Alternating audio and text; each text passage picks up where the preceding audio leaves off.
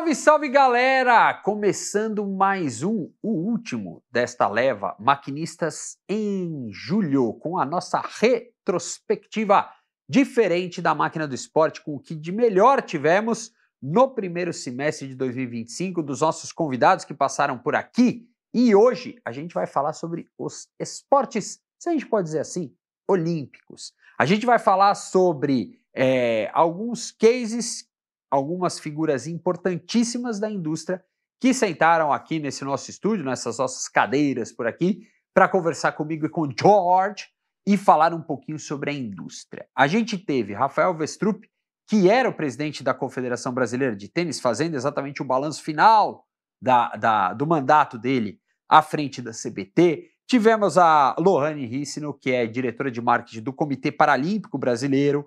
Tivemos também, estou pegando a colinha aqui, o Radamés Latari, presidente da CBV, que falou com a gente.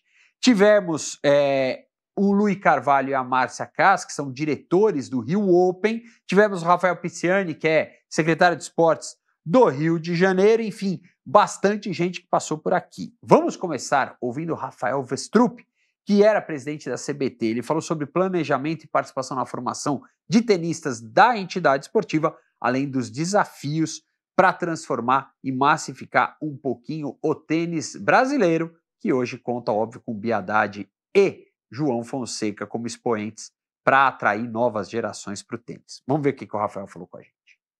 A gente entende que realmente o DNA da confederação é a formação, é o investimento no alto rendimento da base, na massificação desse alto rendimento que começa lá com 9, 10 anos.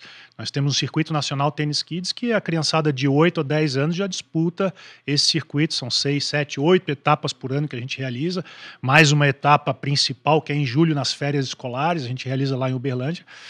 Mas a gente não pode também deixar de ter nosso departamento de alto rendimento uma atenção já aos tenistas formados, profissionais.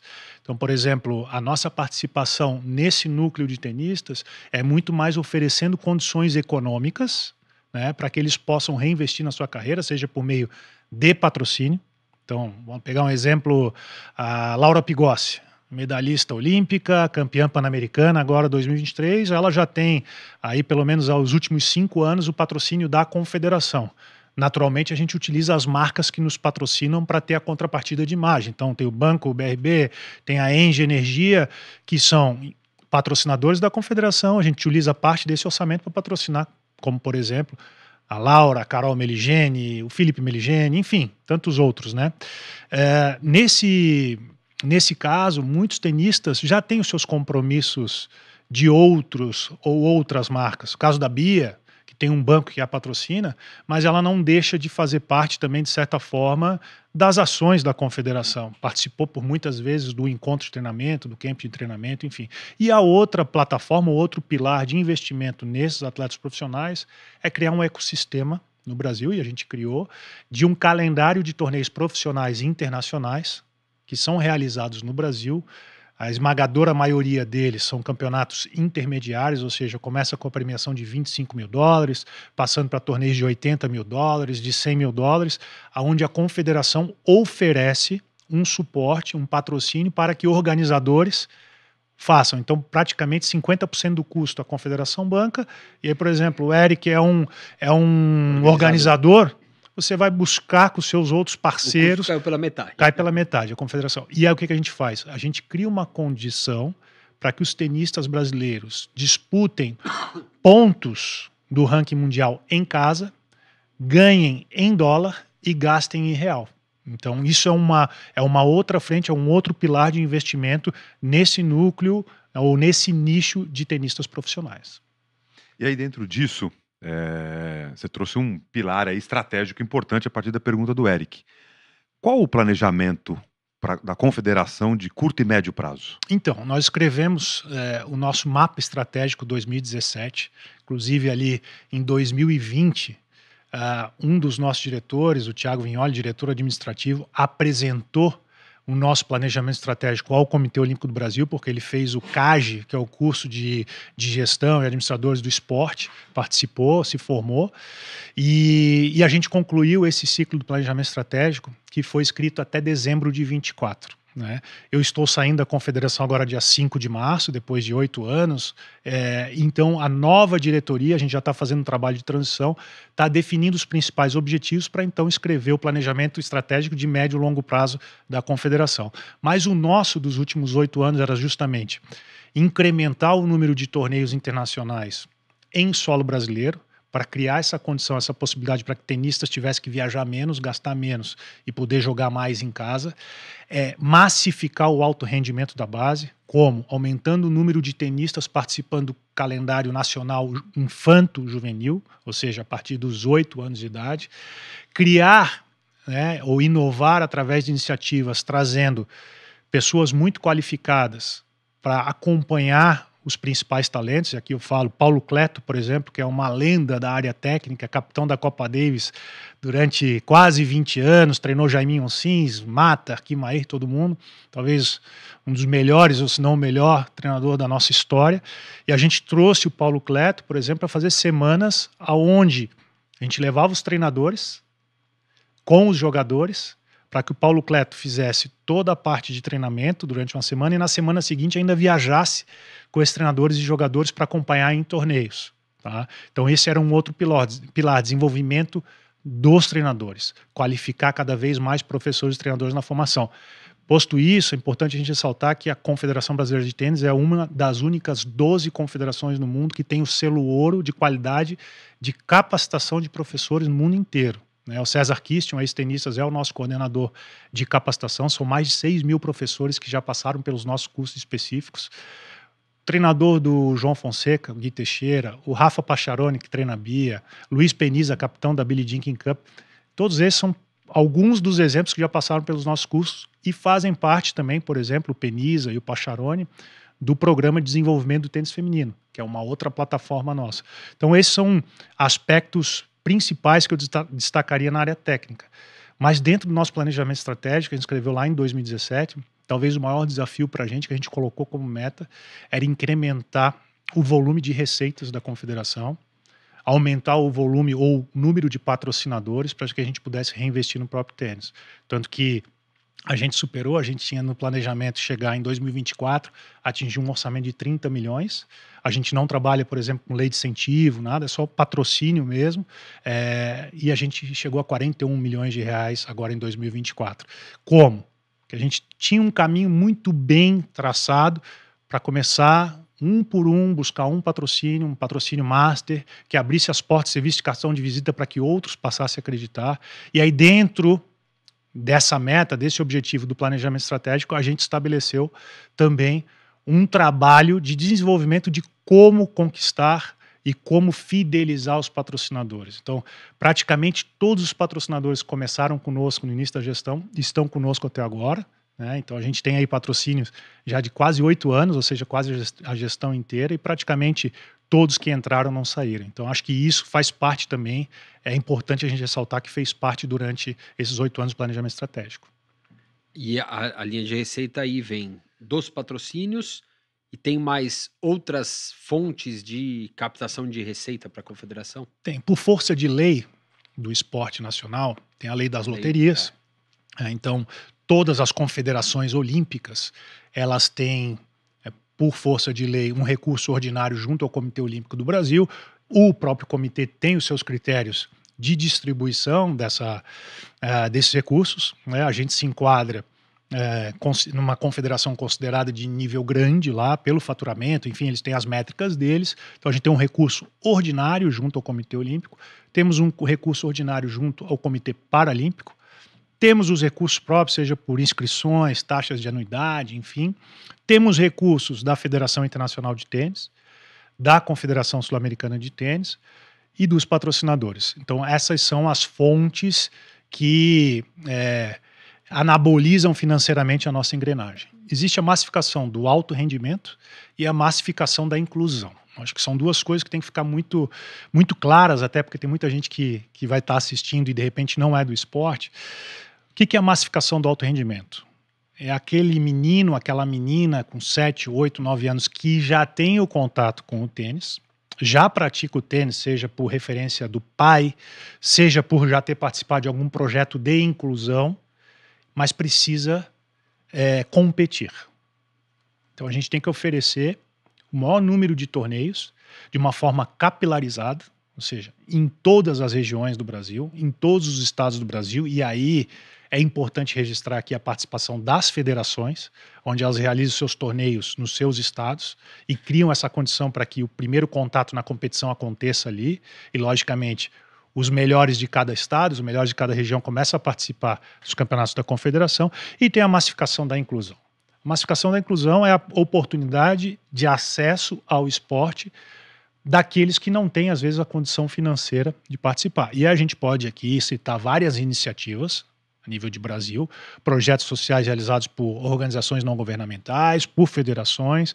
Nós temos na sede da Confederação um projeto social em parceria com a Fundação Tênis, onde atende 80 crianças às terças e quintas-feiras, com reforço escolar. A gente tem uma salinha de aula lá dentro da Confederação, período matutino e vespertino, mas esse é apenas um exemplo de vários outros projetos que acontecem pelo Brasil. E, logicamente, a partir dessa inclusão, repito, quem tiver um pouquinho mais de talento começa a participar da organização e da estrutura de competição. Primeiro na sua cidade, no seu estado, e aí então nos campeonatos da confederação. Então esse é um caminho que já acontece. Logicamente a gente tem que olhar para frente e buscar sempre mais, até porque o momento agora ele é muito inspirador, muito motivador, seja pela Bia, seja pelo João, seja pelo Marcelo Melo, pelo Rafa Matos, enfim, por todos o Thiago Monteiro, todos os outros tenistas que inspiram, né? Mas a gente já tem muito bem mapeado isso a nível de Brasil. Até a gente citou do Rio Open aqui. Qual a importância do Rio Open nesse cenário de confederação também? Mais do que nunca, o Rio Open agora assume uma importância inestimável. Sempre foi importante. Aqui quero registrar e parabenizar toda a organização do Rio Open, seja pelo Lui, que é o diretor, seja pela Márcia, pelo Alan Adler, enfim, todos os envolvidos. Mas eu acredito que converge muito o momento que nós estamos vivendo quando surge o Rio Open. Faço um paralelo aqui também, a confederação também, na gestão do Jorge Lacerda, trouxe um torneio da WTA, que era o Brasil Tennis Cup, um WTA 250 que nós realizamos em Florianópolis, onde é a sede hoje. Trouxemos a Venus Williams em 2013, a Muguruza, a Naomi Osaka, enfim, várias. E foi onde teve a Bia, a primeira oportunidade da Bia de jogar aos 17 anos um torneio desse tamanho, porque a confederação ofereceu um convite para ela jogar. Então, esse acesso a esse ambiente, querendo ou não, é um atalho. Cria referência, é um atalho. Por que eu falo isso? João Fonseca, ele já vive o Rio Open. Cria do Rio Open, né? Nasceu no Rio Open. Nasceu assistindo o Rio Open. Logicamente, a primeira vez que ele joga foi ano retrasado, aí ano passado joga de novo e esse ano vai jogar de novo. Como é que ele joga? Com um convite. Coisa que não teria num torneio internacional. Né? Ninguém chamaria. E essa é uma grande diferença. De novo, voltando para a questão do sistema do tênis internacional. Você pega 4 grandes torneios. US Open, Roland Garros, Wimbledon e Australian Open. O tenista australiano, ele já nasce com uma oportunidade incrível. O tenista americano, o tenista americano com potencial, ele tem uma média de convites, tá, para participar dos grandes torneios. Na sua transição, ele está saindo do juvenil, ele tem potencial para ser profissional, ele já começa a ganhar convites para esses torneios. ATP 250. Do 250 para cima, né? ATP Challenger, ATP 250, Challenger grande, ATP 250 e para cima. Média de 13 convites por ano.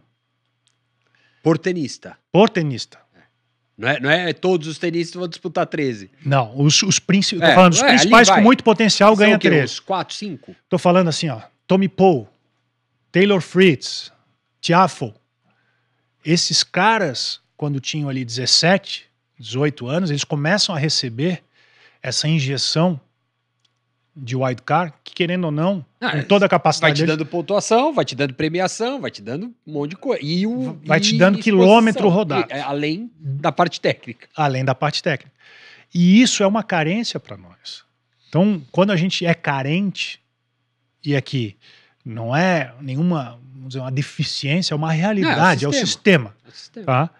o Rio Open ele assume uma posição de importância ainda muito maior, né? E por que eu falo que agora ainda mais? Porque toda essa geração que vem nessa esteira de João Fonseca, tá? E aí tem vários nomes, e eu não gosto de ficar comparando, porque eu acho uma injustiça tanto para o João, compará-lo com outros, ou comparar outros com o João, acho que não é por aí. Mas a gente tem uma massa crítica de jovens atletas com potencial para estar participando do Rio Open em breve. E aí eu acredito que essa importância nesse momento se torna muito maior. Então nós tivemos ano passado, pela primeira vez na história, 3 brasileiros nas quartas de final. Thiago Wilde, Thiago Monteiro e João Fonseca. Tivemos o Rafa Matos, campeão de duplas. Primeira vez na história um brasileiro ganha duplas. Então, é o torneio do brasileiro. É o torneio uma construção que demorou 10 anos, né? Demorou 10 anos. Longo prazo. Longo prazo. E aí é que se fala. Você falou ali, pô, Rafael, perguntou do planejamento estratégico. O melhor do Rio Open está por vir. Teve Nadal? Teve Nadal, maravilha. Pro público, precisava. Naquele momento precisava. Agora a tendência, não é uma verdade absoluta, mas a tendência é que existe uma certa frequência de termos brasileiros nas quartas, de termos brasileiros na semi, termos brasileiros na final, aonde o público brasileiro ele passa a deixar de ir somente pela estrela internacional e passa a ir para torcer pelo brasileiro. De uma forma onde os nossos brasileiros estão cada vez mais competitivos. Então, acho que hoje todas as linhas e as órbitas se alinharam de uma forma que eu acho que o Rio Open hoje assume uma importância ainda maior do que já tinha. Já é tradicional na máquina do esporte a gente ter sempre uma cobertura diferenciada do Rio Open de tênis. Luiz Carvalho, que é diretor do torneio, diretor técnico principalmente do torneio, e a Márcia Cass, que é a grande diretora-geral, que olha todos os detalhes ali na gestão e organização do evento, estiveram conosco batendo um papo falando sobre a edição deste ano de 2025, que foi, sobre como planejar e organizar o maior torneio de tênis da América do Sul. Veja. Uma construção, né? A primeira coisa, o desafio, eu sempre falo, é manter o evento atual, a chama acesa, né? A gente, né, se superar cada ano, isso é um trabalho contínuo. É um fato que a gente está com uma demanda muito grande, né, em torno do Rio Open, ingressos são esgotados. É muito bom o ingresso ser esgotado muito rápido, mas começa a não ficar tão bom, porque tem muita gente querendo comprar e não consegue comprar. Então, a gente está avaliando, estudando formas de crescimento do torneio. Então, esse é um plano para um futuro próximo. A gente, né, ter uma arena maior, né?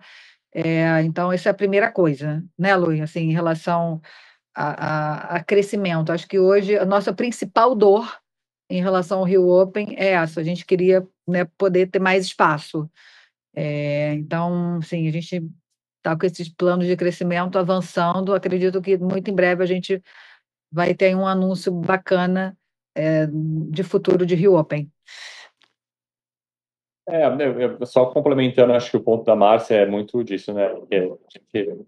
Desculpa o barulho, a gente está no meio da montagem, mas existe uma preocupação nossa, óbvio, de expandir no que diz respeito a dar acesso ao evento para mais pessoas, até para fomentar o esporte, né? Para crescer, para ter mais pessoas tendo contato, e isso, né? Enfim, melhorando e exponencializando toda uma cadeia, né? Do esporte. Então, obviamente, existe essa preocupação. A gente nunca escondeu que a gente opera o evento dentro de um clube privado, onde a gente tem nossas limitações, mas pode ter certeza que a gente faz de tudo para a gente poder, oferecer o melhor serviço possível para o maior número de pessoas possível. A gente trabalha dentro dessa limitação, dentro desses dois pilares, né, de oferecer, mas sabendo que se a gente fizer um passo muito grande, a gente também vai oferecer um serviço pior, e isso a gente não quer, né? Essa acaba sendo uma questão. Então, como a Márcia falou, a gente está sempre estudando formas, sempre estudando, enfim, N coisas, não dá nem para mencionar aqui o número de coisas, mas de como que a gente poderia resolver esse problema, né, da questão dos ingressos, E como a Márcia falou, enfim, vamos ver em breve alguns anúncios. A Márcia falou mas alguns anúncios podem melhorar essa questão, mas a gente, de fato, prefere agora, nesse momento, focar em 2025, entregar o evento, e depois a gente, né, pensa com mais carinho e pode vir e voltar para vocês quais opções essas seriam. Ó, Mas eu acho que essa é a principal dor mesmo, assim, o que a gente, nosso próximo sonho é a gente, né, ter uma arena muito maior, um complexo maior, e continuar aí nossa trajetória, né, surpreendendo, se mantendo atual. A gente, né, tá sempre oxigenando a equipe também, né, trazendo também inovação para dentro de equipe também, né, também em linha com o momento atual, né, cada vez rede social mais presente, né, e mais forte também, buscando iniciativas, né, branded content, até para quem não está lá no torneio, né, possa acompanhar, ter um pouquinho desse gostinho de Rio Open fora do jockey. Mas isso é um trabalho que a gente já vem fazendo ano a ano, né, em relação a tudo, mas o que a gente deseja mesmo é poder crescer um complexo como um todo. O Rio Open depende também, claro, da participação da entidade pública, da esfera pública na organização do evento, ou pelo menos na facilitação para a organização do evento. E o Rafael Picciani, que é secretário de Esportes do Rio, veio até São Paulo conversar conosco aqui e bater um papo falando sobre como o Rio Open e eventos esportivos são importantes também para a estratégia da política pública. Veja aí. Hoje o Rio Open é teu, vamos dizer assim, é a porta de entrada aí para o ano esportivo mesmo? Assim, sem ciúme dos demais grandes eventos que nós temos, mas eu diria que é o carro-chefe, porque o Rio Open está indo para a sua 11ª edição. Isso, eu acho que sobrepõe algumas barreiras que outros eventos precisam e vão conseguir, evidentemente, porque tem seguido uma trilha de muito sucesso. Mas o Rio Open ele já consolidou, então assim, é aquele evento que as pessoas sabem, os amantes do tênis acompanham, ficam ansiosos quando começa a sair quem serão os atletas cabeças de chave, então tudo isso já vai mexendo com todo o universo, com a comunidade do tênis, que é gigante no Brasil. Eu acredito isso é um estímulo maior para que a gente veja a formação de novos atletas da modalidade. Isso tem acontecido. É outra iniciativa do Rio Open que vale destaque, é o torneio Winners, porque todo ano a gente vê lá projetos sociais, os clubes lá do Rio, a federação participando, e talentos surgindo no masculino, no feminino. E isso tem um componente que também tem que ser acreditado, porque o esporte tem esse poder, né, de não só gerar o entretenimento, gerar o lazer, mas gerar uma referência, Eric. E a gente quer muito, quando eu aqui agradeço ao governador, não é puxar saquismo nem demagogia, porque de fato a gente precisa gerar na sociedade melhores referências. E quando a gente vê, como vimos nos últimos 3 anos, o Alcaraz, super jovem, chegando ao topo, né, do ranking, figurando aí como uma renovação mundial, tudo isso faz com que o garoto que está ali treinando, seja num projeto social, seja na escola dele, em algum clube, que ele se imagine também podendo chegar. Então, isso faz com que tenha permanência no esporte. O esporte é difícil. Para o alto rendimento, então, né, como pais, a gente sabe que a garotada, às vezes, tem o sonho, como é natural no Brasil, começa no futebol, mas eu acho que depois vai amadurecendo e para outras modalidades também. E o tênis está carente disso, porque é claro que você tem grandes jogadores, você tem, né, no feminino agora todo um ar de esperança liderado pela Bia, mas desde o Guga, né, do Meligeni, a gente está carente de ver faltando vir alguém brasileiro que puxe para cima, né? Isso é uma expectativa que a gente sabe que o Rio Open, na hora que ocorrer, vai ter colaborado. É inegável que o dia que o Brasil... A própria história do João Fonseca, né? O João é produto do Rio Open, e a gente fica feliz, e aí quando eu digo a gente, o governo se sente realmente parte. Quero aqui agradecer o Alan, a Márcia, todo o time técnico lá da IMM e do Rio Open, porque o governo realmente integra bem essas ações. Aquilo que você falou é a porta de abertura. Então, muito desses compromissos que o Rio Open traz, social, ambiental, a gente hoje, de algum modo, impõe aos eventos que vêm na sequência. Então, quando a gente fala em evento carbono neutro, o Rio Open ele hoje perpassou, ele já não é mais o evento, ele neutraliza também o deslocamento do público que vai. Exato. Você tem 40 e tantos % do público vindo de fora e esse compromisso. Você tem o braço social deles que funciona, na verdade, o ano todo. Então, outros grandes projetos passam a ter. A gente tem, né, o Mundial de Surf acontecendo no Rio, o Mundial de Skate, a gente tem hoje a Maratona do Rio como um dos grandes eventos do Brasil ao longo do ano. Tem todo aí um trabalho para equiparar as majors, e eu acho que o Rio tá galgando isso. Então, o Rio Open tem esse grau, eu não quero aqui jogar um peso, um fardo sobre o Rio Open, como eu disse, é só gratidão em confiarem nesse instrumento, na parceria. Teve um período, Eric, onde você tinha um cenário político no Rio de Janeiro e momentâneo que muitos dos eventos, de algum modo, se ressentiram estar ali. O Rio Open persistiu, confiou nessa parceria. A gente vive um novo tempo, um estado que está se reerguendo, demonstrando a sua capacidade, sediando grandes eventos, não só esportivos, mas culturais. Então, assim, a gente tem esse grau de responsabilidade, sim, sem jogar nenhum peso para eles, mas um compromisso de fazer ser sempre um modelo a ser seguido, e fica mais uma vez o nosso agradecimento, porque eles, de fato, conseguem essa entrega. Uhum. O nosso Maquinistas recebeu também uma convidada para lá de especial, Lohane Rissino, que é diretora de marketing do Comitê Paralímpico Brasileiro, falou sobre toda essa transformação que o esporte paralímpico proporciona às pessoas com deficiência. E a Lohane falou também sobre o fenômeno que é o Brasil dentro do movimento paralímpico. Ela conversou com a gente, falou como furar a bolha e gerar interesse das outras pessoas pelo esporte paralímpico, falou dos desafios do CPB para o próximo ciclo paralímpico e, além disso, como os Jogos de Los Angeles podem ajudar na evolução da inclusão cada vez maior do deficiente na vida em sociedade. Veja aí o nosso bate-papo, o resumo do bate-papo com a Lohane. Quais os desafios agora para frente? O que você tem ali, além de vender, mas o que você precisa Vender conseguir? é o primeiro, né? Sempre. Tem que ser. Mas acho que tem que vender de forma mais estruturada, que acho que é o que vai acabar acontecendo. Esse é um dos desafios.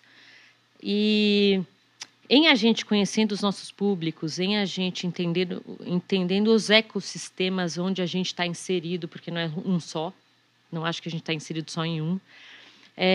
Em a gente tendo as informações que a gente vai virar a ter por meio de pesquisas, né, entendendo o macro, microambiente, é bem marqueteiro assim, mas é meio que o básico do marketing.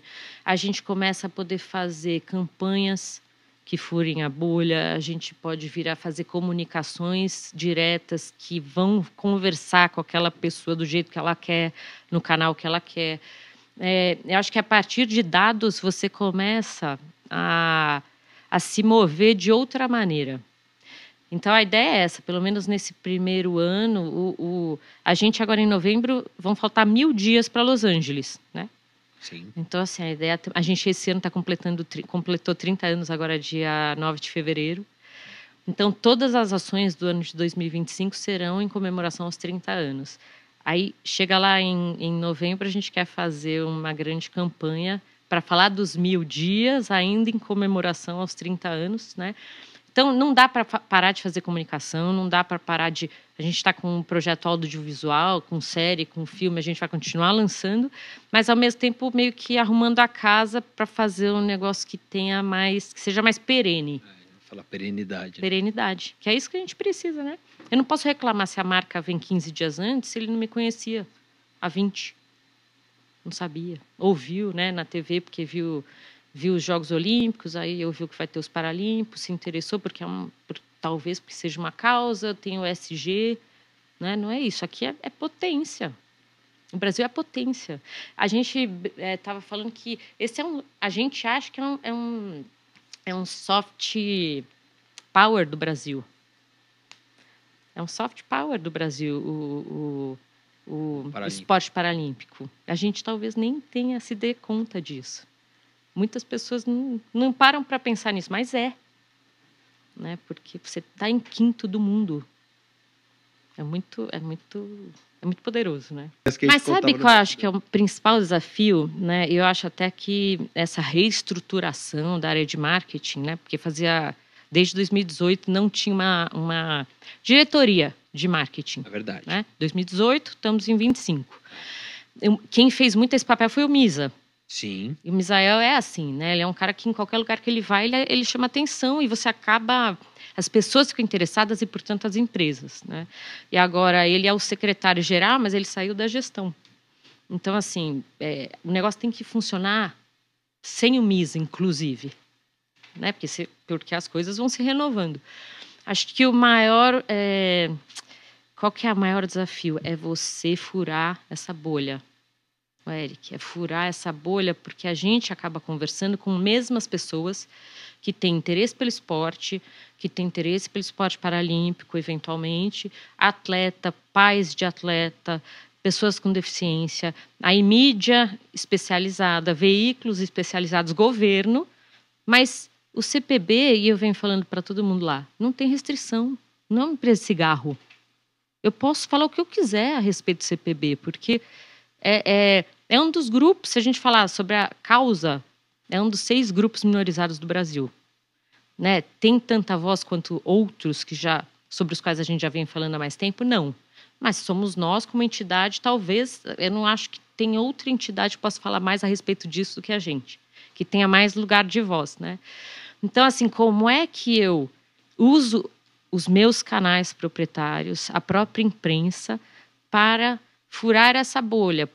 Né, eu hoje, a gente estava conversando até fora daqui, a gente acaba meio que tendo que fazer a matéria para entregar para os veículos, porque não tem pessoa especializada em esporte paralímpico. Então, a probabilidade dela escrever alguma coisa errada, distorcer, então eu já faço e é mais fácil. Mas, ao mesmo tempo, eu preciso gastar tempo para fazer educação, para educar tanto a imprensa quanto pessoas sem deficiência. O que você acredita que seria importante Los Angeles estar atento para avançar em relação ao que Paris fez para o esporte paralímpico? Eu acho sim. Eu não acompanhei tão antes a preparação de Paris, né? A não ser com o que tinha na imprensa, muito menos dos Jogos Paralímpicos. Eu sempre fui uma telespectadora de Paralímpico, mas por quê? Porque eu assistia os Olímpicos, que eu adoro esporte, e continuava nos Paralímpicos. Então, para mim, sempre foi legal. Putz, ainda são 10 dias depois volta, gosto. E depois com o Daniel Dias, e aí eu fiquei doida de ver aquilo tudo, né? De saber que ele tem uma medalha a menos, só que o Phelps, como assim? Um cara brasileiro, né? Então, eu não acompanhei como é que foi em Paris, mas eu sei que muito se investiu para que aquela estrutura rodasse, né? Eu acho que nos Estados Unidos, talvez seja essa parte toda de comunicação. Se você olhar, de novo, a Inglaterra, né? Eu vi muita coisa antes. França também começou, mas eu acho que essa parte toda de comunicação começar antes, não só fazendo um Bom Dia LA aqui no Brasil, ou tendo em podcasts, mas o país mesmo começar a dar a mesma importância que é dado para os Olímpicos. E lá é tudo junto, né? Lá o Paralímpico é junto do Olímpico. Né? Aqui no Brasil a gente acha isso meio complexo, porque a gente acharia que o Olímpico talvez fosse ter mais atenção do que o Paralímpico. Mas eu acho que é comunicação, é falar a respeito... Falando do Paralímpico aqui, claro, né? Claro. Não espera acabar o Olímpico para... Só fala 10 dias sobre o Paralímpico para depois começar, né? Põe no mesmo bolo o esporte. É esporte. Então, até porque fora a acessibilidade, aí é uma questão eu não me lembro de Los Angeles como é que é, para falar a verdade. Faz muitos anos que eu não me lembro de como é, mas é uma coisa que a gente vai lá, a gente vai fazer visita técnica, vai conhecer o lugar, né? Porque o mínimo tem que ter, né? Mas espero eu que eles estejam fazendo alguma mudança na estrutura para que seja mais acessível do que já foi lá atrás. Tem que haver uma preocupação com relação a isso também. Além de uma potência paralímpica, o Brasil é, obviamente, um país em que o vôlei é um esporte referência.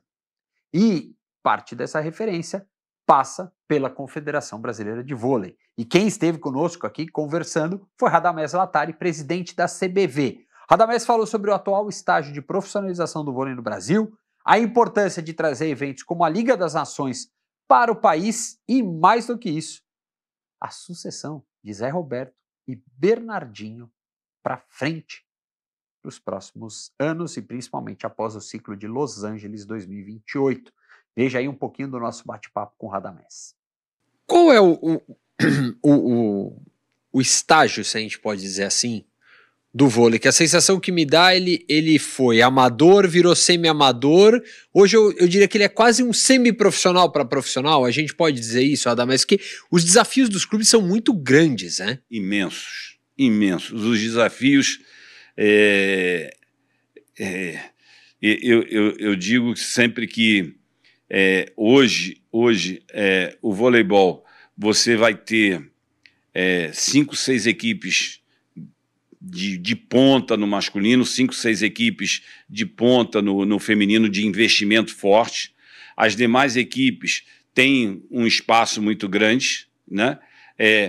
Não deixam de ser profissionais no treinamento. O treinamento é igual para todas as equipes e tal, mas existe uma disparidade financeira entre as 6 primeiras e as 6 do 7º ao 12º e tal. Então, você fazer com que essas equipes aqui possam ir crescendo. Então, a gente cada vez tem que dar mais visibilidade para os seus patrocinadores, fazer com que os jogos possam atrair mais público. A gente tem sempre vai ter esses desafios para que você possa elevar o padrão de uma forma geral. Disso, né? Que o Eric trouxe, ampliando, por exemplo, para os profissionais que estão dentro da modalidade. Quando a gente olha, por exemplo, para os treinadores, né? Já há um bom tempo, as referências, quando a gente fala feminino, o Zé Roberto, masculino, o Bernardinho. Uhum. Como que nós podemos fortalecer essa formação de profissionais que venham a substituir esses 2 ícones do vôlei nacional e que a gente não perca em qualidade de profissionais? Como é que você vê a importância da capacitação olhando essa perspectiva? Eu sou daqueles que acham que a capacitação é fundamental no desenvolvimento dos nossos treinadores e dos nossos atletas. Eu digo que existe uma geração muito boa de treinadores brasileiros que deram o azar, entre aspas, de estarem na mesma época que o Bernardinho e o Zé Roberto, que, na minha opinião, são os 2 melhores do mundo. Então, é difícil você abrir mão. São 2 loucos, né, porque estão há tantos anos na frente de seleção. Se não fossem malucos, não estavam esse tempo todo, porque é uma pressão, a família que fica em segundo plano muitas vezes, isso e aquilo, mas os 2 são apaixonados e as famílias gostam de ver esses loucos tanto tempo ali nas seleções. O que eu digo é o seguinte, vai chegar uma hora que ninguém é para sempre na vida. E tanto o Bernardo quanto o Zé Roberto vão ter que nos deixar. O que eu conversei com os 2 antes da Olimpíada de Paris? Olha, quero deixar vocês 2 à vontade, antes de qualquer resultado, de convidá-los para mais um ciclo. Mas, ao mesmo tempo, eu queria fazer um pedido, que vocês, está aproximando o momento de vocês pararem, de vocês prepararem vários treinadores nas diversas seleções que nós temos, né, para que o dia que vocês deixarem de ser treinador, o voleibol não pode perder vocês 2. Eu gostaria que vocês continuassem como dirigentes técnicos, supervisores, coordenadores técnicos do vôlei brasileiro, mas que vocês indicassem vários treinadores para que a CBV escolhesse aquele que vai ser o substituto de vocês. Ainda não tem um prazo para os 2 falarem, tá bom, eu largo o osso aí. Não, até Los Angeles Los Angeles, sem dúvida que não. Até Los Angeles eles estão fechados comigo. E acredito que será o último ciclo dos 2. Você falou de loucura, né? Dos 2. Eles têm N qualidades. Mas se você pudesse, de cada um deles, olhando até a perspectiva do tipo, uma pessoa que às vezes quer entrar na área, quer ser treinador, me mira os 2, mas pô, você vive o dia a dia. Qual qualidade de cada um te salta mais aos olhos? Imagina, seja o dia a dia, seja... Não importa, o que te chama mais aos olhos? Salta A mais aos olhos? determinação dos dois. É impressionante. Eu sábado, anteontem, eu fui assistir o treino dos dois no Maracanãzinho. A motivação é a mesma que eu via nos dois há 10 anos atrás. Outro dia, na semana retrasada, eu fui a Saquarema, estava o Zé Roberto fazendo um treinamento específico de defesa com a Macris, e aí mandando o pessoal atacar, e ele defendendo e dando rolamento. Eu dizia, meu Deus do céu, daqui a pouco vamos ter que trazer ambulância para levar o Zé carregado daqui e tal. Mas a motivação dos dois é algo, a determinação é algo impressionante.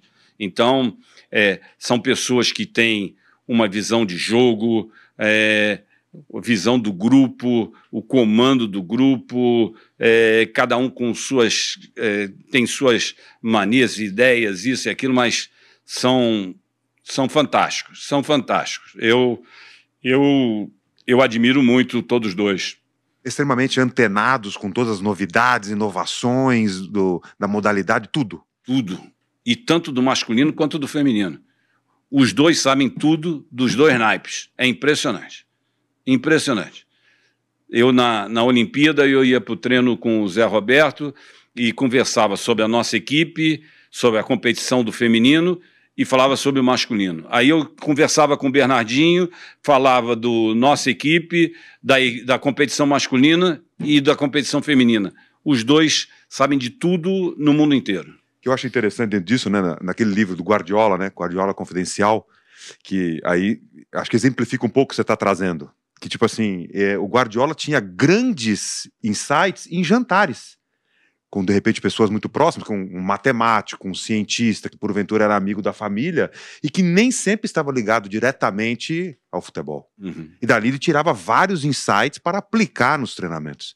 Que eu imagino que esses dois loucos, sim, no bom sentido, como você comentou, sim, deve ter algo nessa linha sim, também, sim, sem dúvida, né? São muito diferentes. O Zé Roberto, se você sentar numa mesa com ele, pode ser pessoas até com pouca intimidade, ele vai ficar horas e horas falando disso, daquilo, como é que não é e tal. O Bernardo é completamente o oposto do que ele é na quadra. O Bernardo introvertido, né? É quieto e tal. Eu dizia assim, Bernardo, é impressionante quando você está ali dentro da quadra, ninguém imagina que você é uma dama fora da quadra, de tão educado, E ele ali era um louco. E o bacana ali do Bernardo que eu vi é que o Bernardo era uma das raras pessoas que eu conheço que naquela loucura toda não perde o raciocínio. Geralmente, quando a gente se exalta, quando a gente está... Né, cabeça quente e tal. Você sai do normal. Você sai do normal, você perde o raciocínio. Ele é a única pessoa assim que eu conheço que não perde o raciocínio. O Zé é mais contido, é mais sereno. Então são características diferentes e igualmente vitoriosas. Qual a importância de trazer o Liga das Nações aí essas 2 semanas para cá?